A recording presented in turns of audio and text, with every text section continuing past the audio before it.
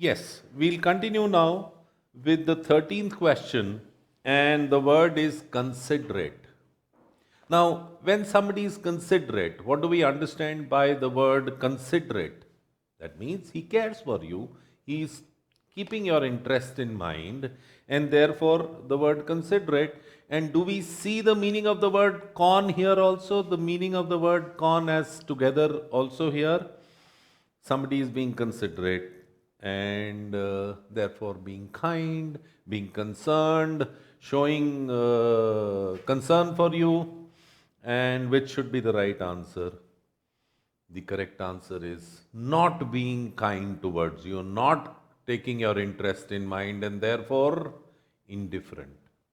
Indifferent is one who ignores you, one who doesn't take you into consideration, is indifferent. The other words, comprehensive. What is comprehensive? Now, what is comprehension? You have a very important topic in your preparation, and that is called reading comprehension. So, the word comprehend, what does the word comprehend mean? Comprehend means to understand. Do you comprehend means simply means do you understand? And the word comprehension, reading comprehension means they're trying to check whether you've understood what you read. That is comprehension. So something that is comprehensive, that is a kind of something that is complete in itself, or something that is fully understood is comprehensive. Then we have the word atrocious. Atrocious relates to something being bad, something being horrible is atrocious. And his performance in the exam was atrocious, simply means that it was very bad. And then we have the word malignant. Now, if you look at the word malignant and the word mal, you already know it is bad. So, malignant is something which is cruel or bad. We also use this word in the medical field, malignant, and let's say a patient has some growth in the body. So when the doctor conducts a test on the body, he finds that this growth is malignant. What does it mean? It means that this growth is causing problem to the patient. This growth is active in the body, and therefore it needs to be attended to. If it is not causing further damage, if it is inactive, then we use the word benign. So the opposite of malignant is benign in the medical field. If the doctor says the growth is benign, it means that it is not causing any more harm, it has become inactive, and therefore they probably decide to leave the patient as it is, or leave the growth as it is. Next word that we look at is fragrant. Fragrant comes from the word fragrance, which obviously means good smell. So something is fragrant, that means sweet smelling. What could be the opposite of the word? Could you relate with the word odor to mean smell? Odor. Odor means smell. And if I put a mal before it, what does it mean? That it is bad smell. Therefore, option 1, malodorous, should be the right answer of being the opposite to the word fragrant. Another word for fragrant could also be aromatic, because aroma is smell. So something aromatic means something sweet smelling is aromatic. Next we have the word utopian. Any clue what utopian is, or what is utopia? Because the word utopian comes from the word utopia. Now, Utopia was a place in Greece which was said to be absolutely perfect, an ideal place, a place that you would love to be in. That kind of a place. It had no miseries, no diseases, no problems whatsoever. That was called Utopia. Now, the Greeks did talk about an ideal world, but they also knew that it is not possible. So, utopian is looking for an ideal place, but it is not possible. So, utopian idea would mean an idea that would be the best for the society, but then it also means that it is not possible. All right.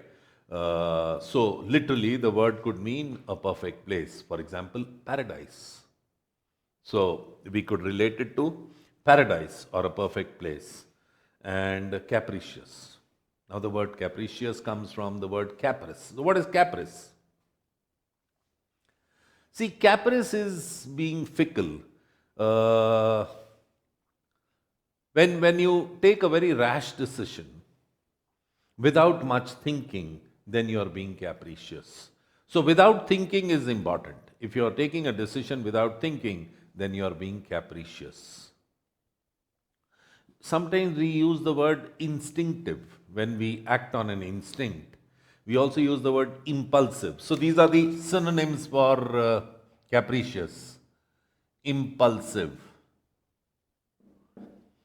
instinctive.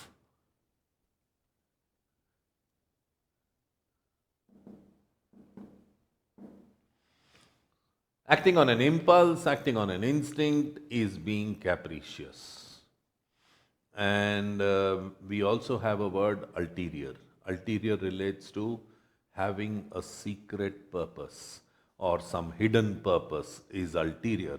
We generally use this word with the word motive. An ulterior motive is a motive or a reason which is hidden, a hidden agenda behind something. Somebody being nice to you and you say he has an ulterior motive, that means he has an ulterior, a hidden reason for being nice to you. That's how we use the word ulterior. Question number 15 talks about crude. Now we talk about crude as, of course, we also talk about crude oil. But what is crude oil? What do we do with the crude oil? What do we do? How do we get petrol and diesel? We refine it. So that means crude requires refinement. It doesn't have refinement. In other words, crude is unrefined. Unsophisticated is crude. And what should be the opposite to that word? Answer is sophisticated. Cruel we know. Third is malevolent. Any clue what is malevolent? Mal means bad. So malevolent is a person who's cruel. The opposite of malevolent, as we've already learned, the opposite of mal can be ben. So, when we talk about benevolence, this is the opposite of malevolent. Malevolent and benevolent. Benevolent is kind, malevolent is unkind or cruel.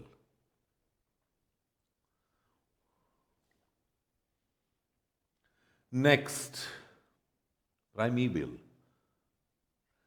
Prime means first. When we talk about prime numbers or prime reason for doing something, then we are talking about first, main. So primeval relates to first or something that happened in the beginning is prime. In other words, primeval means something very old. Ancient is the meaning of the word primeval. All right. Next is haphazard. Haphazard. How will you understand the word haphazard? You do things in a haphazard manner. What does it mean? Not in a proper way, in a disorderly manner. So, what should be the opposite of haphazard? Orderly. Then we have the word cumbersome. What is cumbersome? Something is cumbersome. Cumbersome here means difficult to manage. Clumsiness is cumbersome. So something that is difficult to manage is cumbersome. Next word is concocted. So the meaning of the word concoct. Concoct or concoction is to bring a few ingredients together and make a dish is called concoct. We also talk about a concoction drink. So, concoction drink could be putting in three, four things into a drink and calling it a concoction. So, we can use concoct for food or dish. We can also use concoct for drink. We also concoct a story. So, when you concoct a story, what are you doing? You're actually building up a story, something that may not be true. So that's how we use the word concoct, to concoct a story. And what should the word oddly and zigzag? I am sure you all know. So we will not waste time on that. Then we have the word ignominious. Ignominious has ig and then it has nom. Please understand the word nom means name. Nom relates to name. For example, nominee. To nominate somebody, you're naming somebody. So, nom relates to name and ig. Ig gives you a negative meaning. What's the opposite of noble? Ignoble. So, ig tells me that there is some negative sense to it, and that is how we use the word, that is how we use ig. Here also, the word is ignominious. In other words, what are we doing? We are giving a bad name to somebody, and that is ignominy. Ignominy or ignominious is disgraceful. Ignominy is disgrace. Shameful is ignominious. So, bringing bad name is what this word ignominious means. And if you look at the words, then which word is opposite to this? Giving a bad name to somebody means that the opposite should have giving a good name to somebody, and the word is laudable. Laud means to praise. So, laudable becomes something that deserves praise. Now, if I do two words with you, one is laudable, which is already there in your handout. The other one is laudatory. Laudatory. And I use both these words in a similar sentence. He gave a laudable speech or a laudatory speech. Both words I'm using in these sentences. So, what does this mean? The first word, of course, he gave a laudable speech means that he gave a speech which deserves a lot of praise. That is a laudable speech. That means you are praising the speech. And what does he gave a laudatory speech mean? This means that the person gave a speech in which he was praising somebody. Then it becomes a laudatory speech. Both of them are adjectives, but they have a different meaning here. Laudable is to praise somebody, laudatory is full of praises.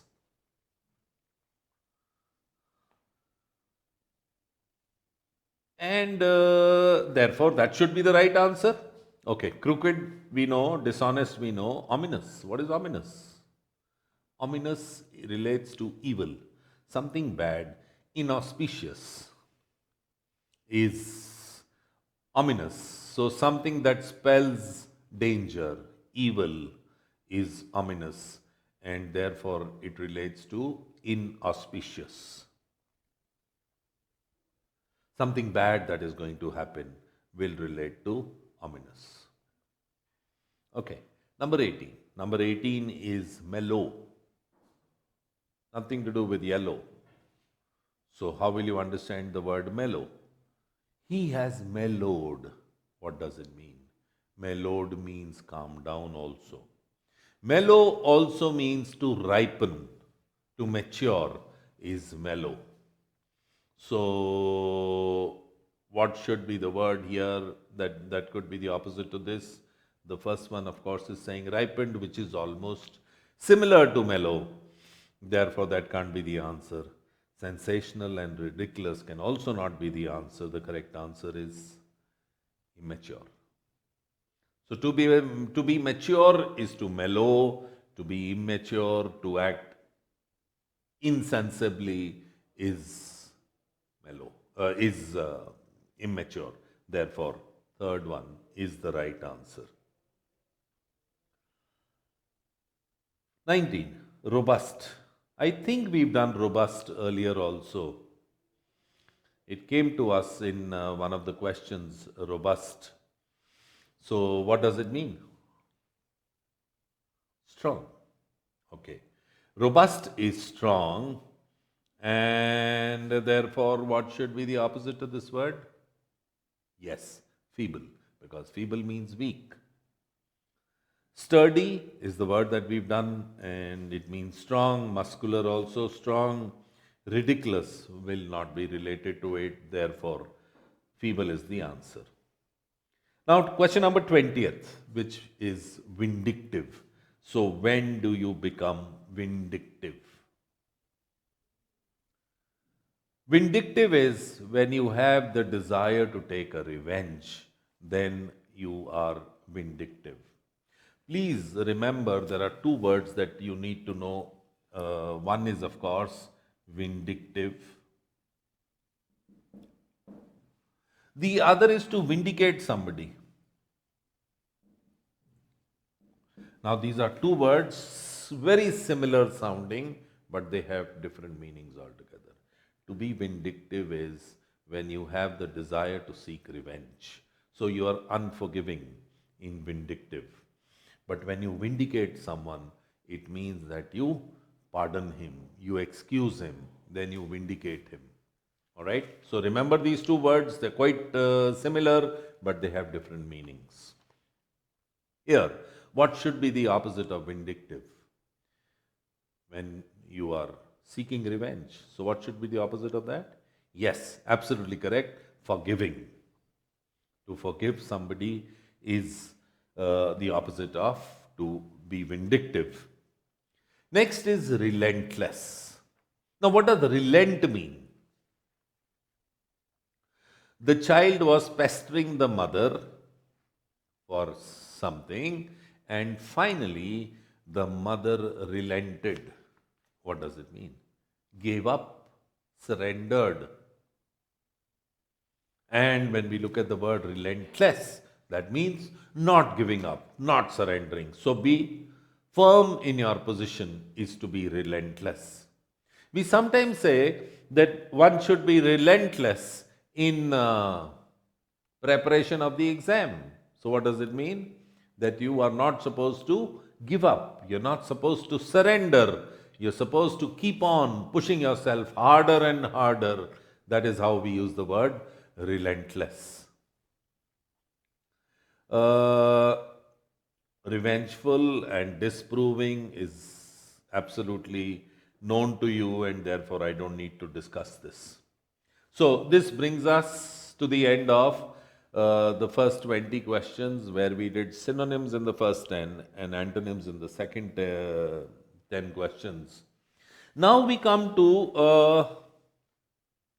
a type of question which is called based on analogies. Analogies. Now, analogy means a relationship. A kind of a relationship is analogy. For example, if I say a watch is to a wrist what a tie is to a neck. So, watch has a relationship with the wrist, and just like a tie has a relationship with the neck. Now, these are analogous. They are called analogies. So, having some kind of a common relationship is what we are looking at in these analogy based questions. If I look at the first one, now I see there are two words given on top, and then there are four options given down below, and we are supposed to find out which of the options have the same relationship that is there in the capitalized words, in the words that are given on top. For example, the first question asks you, question number 21 asks you, cogent and convincing. Convincing, I'm sure you all know what is convincing. When you convince somebody or you satisfy somebody, then you are convincing. When there is no doubt left in the mind of somebody, then you are convincing. What is cogent? Cogent means something that is logical, something that is a cogent argument is an argument that sounds very logical. That means it has very strong reason to make you believe. Therefore, should it not be the same as convincing? Yes. Cogent and convincing become synonyms. Therefore, we are looking for an option that has got synonyms in them. Can you guess what could be the answer that could be true? What about the first one, insane and distinguished? Will you consider insane and distinguished to have a common relationship? Insane is mad, because sanity means having a balanced mind. Insane is not having a balanced mind, or an unbalanced mind is insane. And distinguished is somebody who's very respected, a distinguished guest, a respected guest, a person who's honored is distinguished. We also use the word distinguish between A and B. So we are now talking about the difference between A and B. And would it have anything to do with insane? No. So probably what we do is we leave out this option and go to the next one. Can we also remove an option so that we can narrow down our choices and therefore come closer to the meaning, not by actually knowing the meaning, but by simply eliminating a few options? What about the third option, illogical and reasonable? Is illogical and reasonable same? Something relates to reason is reasonable, and something which does not relate to reason is illogical. So we see that illogical and reasonable are completely opposite to each other. Therefore, they can also be eliminated from here. We look at option number 2 now and option number 4. Laconic and pithy, jovial and abstruse. Now, I think this is a trouble spot. How to know the meaning of the word if you know only one word, the meaning of one word, and not the meaning of other three words. Anyway, let's try to see. Jovial, I hope you understand, relates to somebody who's able to make you laugh is jovial. A person who is very pleasant by nature, is able to crack jokes on himself also, is jovial. So, will it relate to abstruse? The answer is no, it will not, because abstruse means something which is difficult to understand, something that is not easy to follow, something that requires a lot of knowledge to understand is abstruse. So, difficult to follow and have a fun-loving person cannot be the same. Therefore, the answer is 2.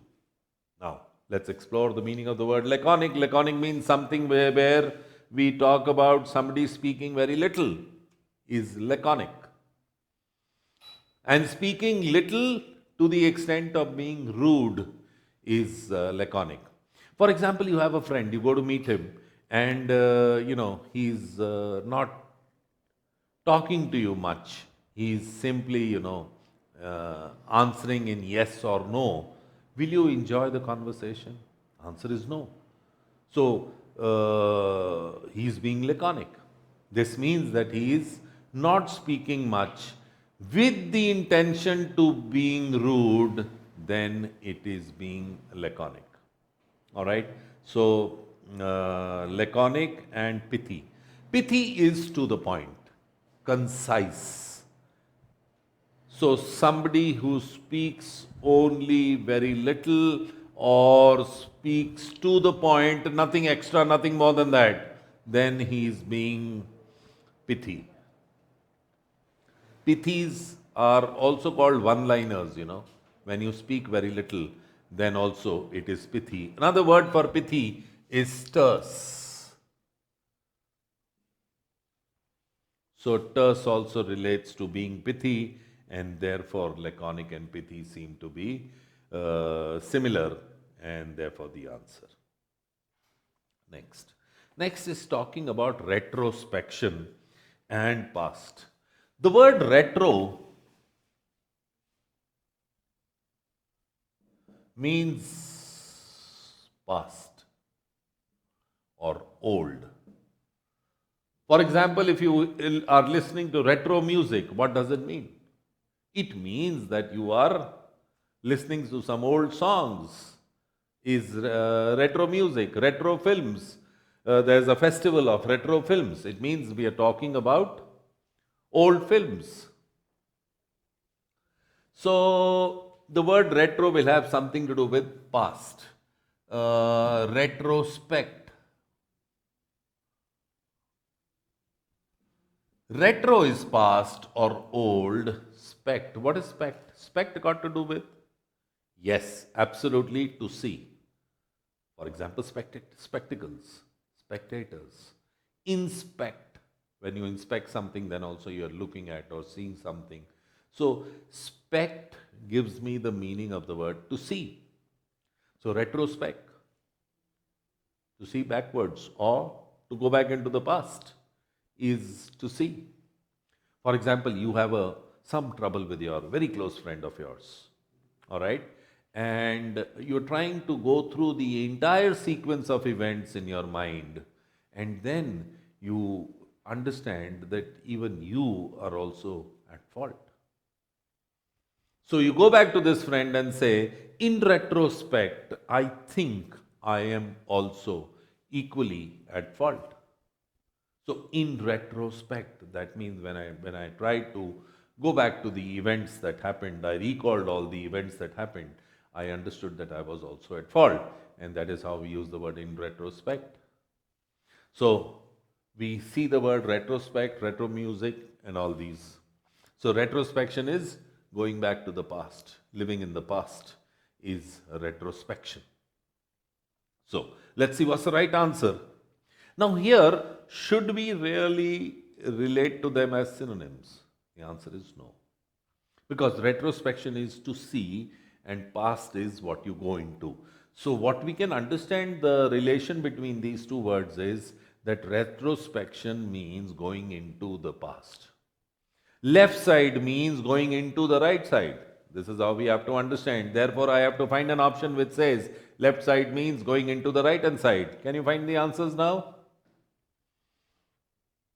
Yes, I did give you the meaning of the word prognostication, and therefore that is the right answer. Prognostication is look into the future, and therefore prognostication relates to future, just like retrospection relates to the past. Look at the other word, syllogism. By the way, we are going to teach you a topic called syllogism, and that deals with our logical reasoning. So, syllogism does relate to logic. Idiosyncrasy. Idiosyncrasy. Now, the clue here is idiosyncrasy should relate to idiot. Remember the word idiot here, and idiosyncrasy relates to some kind of idiotic behavior. In other words, a peculiar behavior, strange behavior, weird behavior is called idiosyncrasy. And you have the word coherence. Coherence, what does coherence mean? You know, in your exam, you'll get some questions where you'll have to make a paragraph. You'll get four statements and you'll be asked to put them in the right order. So, putting this in the right order is called a coherent paragraph. So, in the instructions, you might find the word that rearrange these sentences to make a coherent paragraph. So, what does the word coherent mean? A logical paragraph.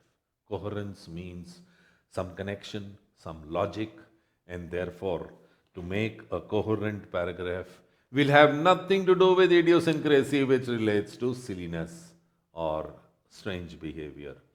So, they definitely don't have a connection. Then we talk about transience and rigidity. Trans, what does trans mean? Now, if I look at the word trans, this also has two meanings. One is beyond.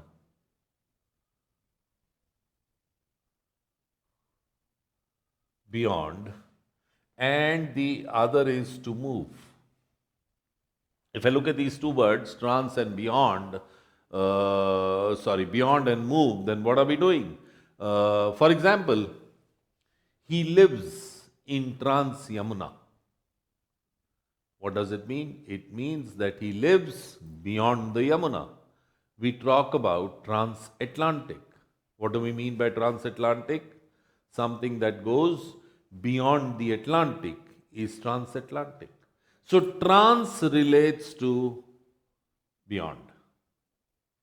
The other words for trans could be transport, transfer, transform. All these relate to move. So we have two meanings of trans. One could relate to beyond and the other could relate to move. We have the word transience. In your grammar, we have some verbs known as transient verbs and intransient verbs. So transient verbs are those verbs that move, and intransient are those verbs that do not move. That means the action does not move from the subject to the object. All right? We'll do more of this in our grammar class, but we have transitive verbs and intransitive verbs. They can simply be understood as something where the action moves from the subject to the object and somewhere where it does not move. Okay, so something is transient, that means movable. So does it have rigidity in it? Rigidity is being at one point, not moving. If somebody is rigid in his approach, that means he doesn't listen to anybody. So he's stuck to his own beliefs. Therefore, rigidity will have nothing to being transient, and therefore that is also not the answer. And the answer is prognostication and future. Next is eulogize and lambast. What does eulogize mean?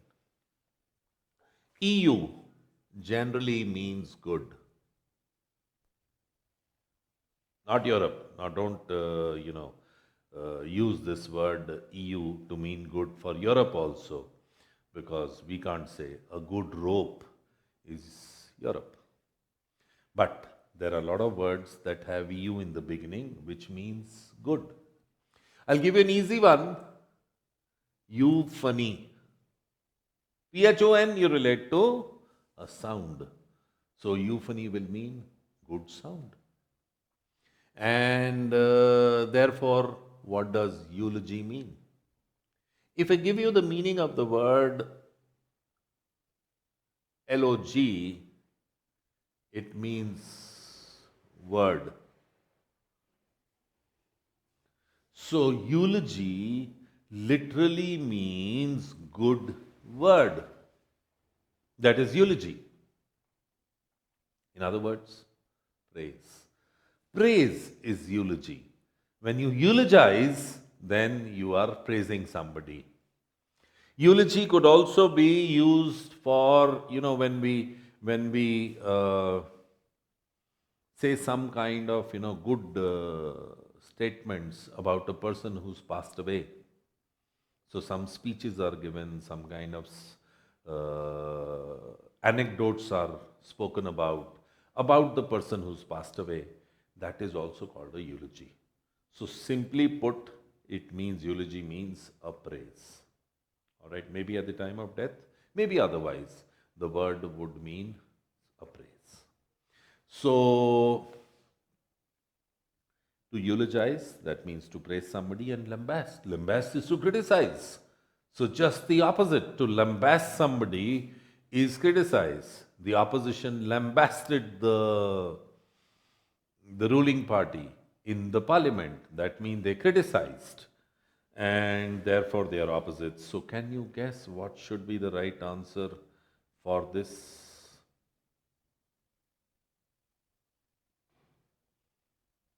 No? All right, let's try.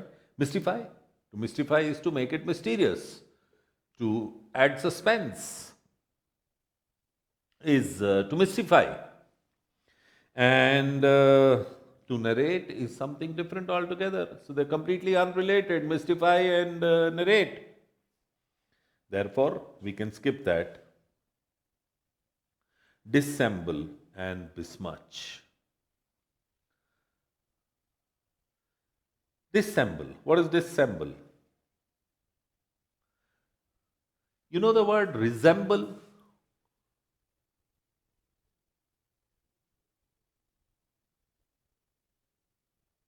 Resemble means something that goes, agrees with someone or matches with someone is resemble. And dissemble is not matching. In other words, disguise. So dissemble relates to disguise. To hide something, to conceal something. You know the word conceal? To hide is to dissemble. So we have the word dissemble and now we have the word besmudge. BE is used as a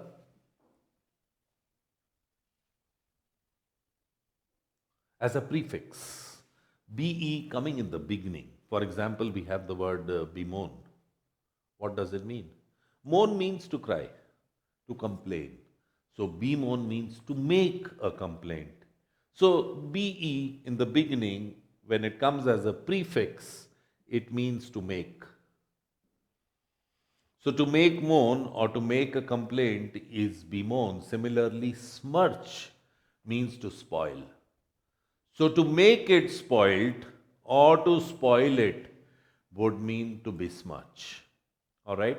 So when we look at this word smudge, it has something to do with spoiling or to making something look bad. Is besmudge. So are they related, dissemble and besmudge? One has got something to do with disguise and the other is spoiling somebody's face or looks is besmudge. Therefore, they are not related. What about the third one? Invigorate and debilitate. Invigorate or vigor. Vigor relates to energy. So invigorate means, ATE I told you is the verb. So invigorate means to make it full of energy. In other words, to energize something is invigorate. We see it sometimes in some of the drinks that we give to children when we add compounds like Bonvita. So it says invigorating drink. Invigorating means that it is going to energize you, it is going to give you vigor, and that's how we use the word invigorating. So invigorate means to energize and debilitate. Debilitate means to weaken. So to make it stronger or to energize or to make it weaker are opposites. Therefore, that is the right answer. Then we have the word malinger. Now, to malinger means to give an excuse. When you want to avoid a task, then you give an excuse. Then you are malingering. So, malingering relates to pretend or to give an excuse to avoid doing some task, then you are malingering. And adhere is to stick, follow, adhesive. The word adhesive also means a glue is called an adhesive. Something that sticks or follows is adhere.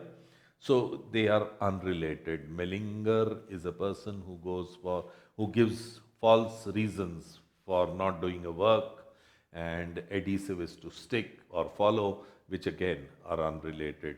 Therefore, option 3 is the right answer. Moving on to question number 24. Now, 24 is dealing with the word lion and pride. I'm sure you know the meaning of these two words or a relation between these two words. What is that? That is of a collective noun. The right hand side is the collective noun of the left hand side. We talk about a pride of lions. And what could be the correct answer? Where the right hand side is the collective noun for the left hand side. Absolutely correct. The answer is to a litter of pups. We can talk about a litter of kittens, a litter of pups. We can also talk about a litter of cubs. The word litter, please note down the spelling of this. I'm sure you have seen the spelling already. It is not the liter of petrol that we talk about. Therefore, this litter is spelled differently. Know the meaning of know the spelling of this word also.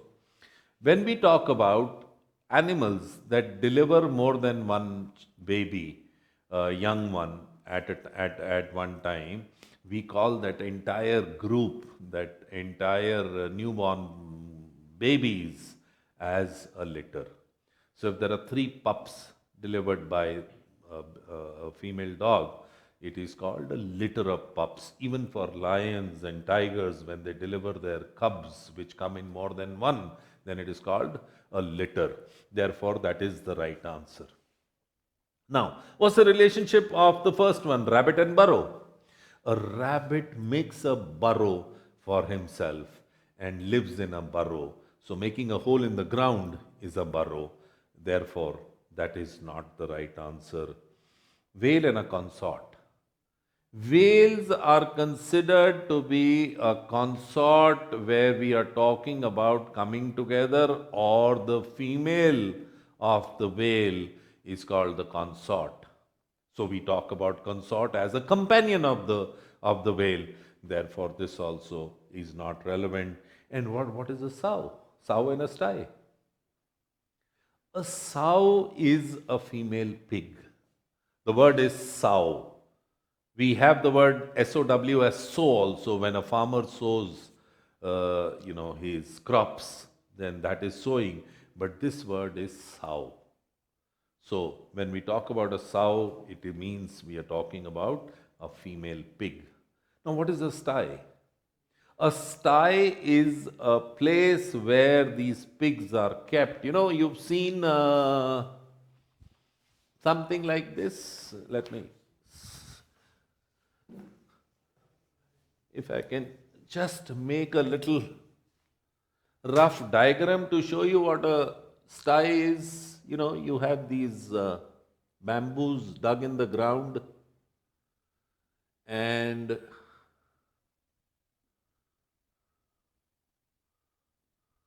this kind of bamboos, dug in the ground, and this is a place where they have the uh, pigs put together. This is called a sty or even a pen. We use the word pen for even sheep, when they have this kind of an arrangement for them, then it's called a pen. All right? So a sty is a place where pigs live. Therefore, this is also not the answer. Hence, second is the right answer. Moving on, let's turn the page and move on to the next question. The words are in fact penurious and affluence. Penury relates to poverty. So if we talk about penurious, it means somebody is poor, or poverty is penury, and affluence is full of wealth. So having lot of wealth is affluence, and having no wealth is penurious. Therefore, we are looking at opposites. Can you quickly decide which is the right answer? The answer is third, taciturn. Taciturn is a person who speaks little. A person who doesn't speak much is taciturn. We have another word for that, and that word is reticent. Reticent is also a person who speaks little. So we have the word taciturn and we have the word verbosity. Verbosity means, in fact, the word verb means word. So verbosity is using too many words, is verbosity. In other words, we are talking about using lot of words. There in reticent he is using very little, very few words, and here he is using lot of words. Our section in our, if you notice here, right on top, what have we written? Verbal ability, which means it relates to words. In other words, it relates to language. That is why this section is called verbal ability. So, verb relates to word, and full of words is verbosity, therefore they are opposites, hence that is the answer. Interrogation and accusation is also not related, because when you interrogate somebody, then you are questioning him, and accuse is to put a blame on somebody, therefore unrelated. Garnish. Now, what is garnishing? Garnishing is to decorate. So when your mother makes a dish and puts some coriander leaves on it, or some other, maybe sprinkles some other things on it, then it is called garnishing. So that is more of decoration. Command, of course, you all know. Condemnation is to criticize, and mischief is also a different word altogether. Therefore, they are unrelated. Now, I'll quickly give you the answers to the rest of the questions so that you can attempt them at home and do these questions on your own. Make sure that today itself you complete this handout so that you'll know and understand many more words that are there here. Question number 26, because up to 25 I've done with you. So question number 26, the answer is 4. 27 is 2. 28th is 4, 29th is 3rd, 30th is 4. 31st, on the right hand side of the handout on top, 31 is 4, 32 is 1, 33 is 2, 34 is 4, 35 is 1, 36 is 4, 37 is 2, 38 is also 2, 39 is also 2, and 40th is 3rd. Now the last 10 questions that we have for you as additional questions, the first one is option 4, second is option 1, third is 4th, 4 is 2, 5 is 4, 6 is 4, 7 is 3, 8 is 1, 9 is 3, 10 is also 3. All right. Thank you very much.